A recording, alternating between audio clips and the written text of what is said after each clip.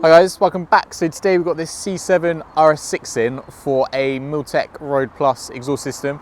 Before we jump into it, don't forget to hit the subscribe button, also notification bell, and then you won't miss if our new videos go live. So installing a Milltek exhaust system on this car, obviously from the factory they're not particularly too quiet, but obviously you really want to hear like the V8 exhaust sounds. These cars sound incredible with an aftermarket exhaust system, so this is exactly what we're going to install in this car. So Milltek Road Plus system, so it's basically a resonated exhaust, so the customer didn't want to have like too much drone inside the car, and also still have functionality of the exhaust valves as well. So we're going to be recording the before and after sounds. You'll be able to hear those at the end of the video, and we're going to get the car out in the workshop in a second and talk you through the exhaust system before we get it fitted. So hope you enjoy it.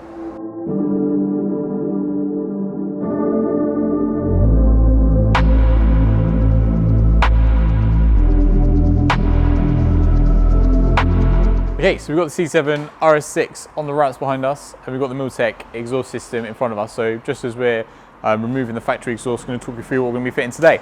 So it's a Milltek Road Plus exhaust system. So the reason why it's a Road Plus is it's got this center silencer in there. So starting off from the first part of the exhaust system we'll be replacing, so we're going to be replacing the secondary cats with these straight through pipes, so removing the unwanted secondary cats in the system.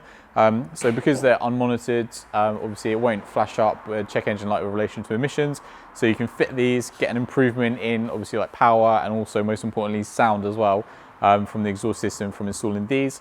And then the center pipe, we've got a Milltek Road Plus center silencer in there with a H pipe as well.